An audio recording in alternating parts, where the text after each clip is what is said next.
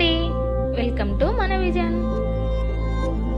ఈరోజు ఎంతో క్రిస్పీగా అండ్ టేస్టీగా ఉండే కరకరలాడే గులాబీ పూలను ఎలా తయారు చేయాలో తెలుసుకుందాం.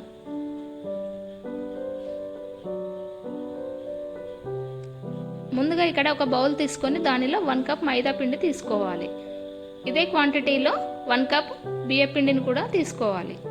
తీసుకున్న తర్వాత షుగర్ని 1 కప్ వరకు ఇలా పౌడర్ చేసి తీసుకోవాలి. ఇలా వేసిన తర్వాత స్వీట్ రెసిపీ కాబట్టి దీనిలో చిటికెడు సాల్ట్ కూడా యాడ్ చేసుకోవాలి.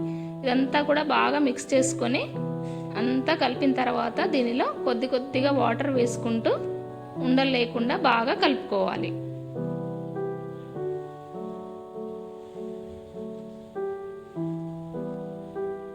ఇలా పిండి అంతా కూడా ఒకసారి బాగా కలుపుకున్న తర్వాత ఇలా కాస్త చిక్కగా ఉన్నప్పుడే దీనిపైన మూతను పెట్టి ఒక 2-3 గంటల వరకు దీనిని అలా నానబెట్టుకొని ఉంచుకోవాలి.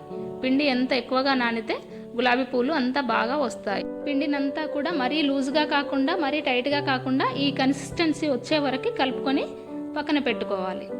నెక్స్ట్ దీనిలో 1/2 టేబుల్ స్పూన్ వరకు ఇలాచీ పౌడర్ని కూడా యాడ్ చేసుకొని అంతా బాగా మిక్స్ చేసుకోవాలి. ఇదంతా కూడా మిక్స్ అయిన తర్వాత నెక్స్ట్ డీప్ ఫ్రైకి సరిపడా ఆయిల్ పెట్టుకున్న తర్వాత దానిలో ఇలా గులాబీ పూలు వేసుకోవడానికి ఇలా పూల గుత్తిని ఒకటి తీసుకోవాలి. ఇది స్టీల్ షాప్లో కానీ లేదా బయట అమెజాన్లో కానీ ఈజీగా దొరుకుతుంది. ఈ గులాబీ పూల గుత్తిని ఆయిల్లో బాగా వేడి చేసుకొని తర్వాత ఇలా పిండిలో 3/4 వరకు ఇలా మునిగేటట్లు తీసుకొని తర్వాత దాన్ని ఆయిల్లో 2 సెకండ్స్ పాటు ఇలా ఉంచుకోవాలి. తర్వాత పువ్వు ఈజీగా విడిపోవడానికి కాస్త ఫోర్క్తో కానీ నైఫ్తో కానీ ఇలా వేసుకోవాలి.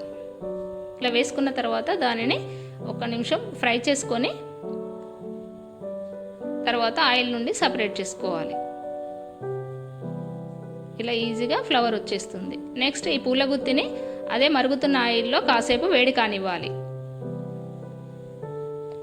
ఆ పూల గుత్తి బాగా వేడైనట్లయితే ఫ్లవర్ ఈజీగా ఊడి వస్తుంది. మరికొన్ని గులాబీ పూలను వేసుకుందాం. ఈ గులాబీ పూలని ఎయిర్ టైట్ బాక్స్లో వేసుకొని పెట్టుకున్నట్లయితే చాలా రోజుల వరకు స్టోర్ చేసుకోవచ్చు. వీటిని పిల్లలు చాలా ఇష్టంగా తింటారు. చూసారా, ఇలా ఆయిల్ నుండి సపరేట్ చేసుకొని మనం ఒక ప్లేట్లోకి ట్రాన్స్ఫర్ చేసుకోవాలి. ఇలా ఎంతో టేస్టీగా స్వీట్ రెసిపీ అయిన గులాబీ పూలను చాలా ఈజీగా మనం ఇంట్లోనే ఇలా కరకరలాడే విధంగా తయారు చేసుకోవచ్చు. మీరు కూడా తప్పకుండా ట్రై చేయండి. ఈ వీడియో కనుక మీకు నచ్చినట్లయితే లైక్ చేసి షేర్ చేయండి. అలాగే సబ్స్క్రైబ్ చేయడం మాత్రం మర్చిపోకండి. Thanks for watching.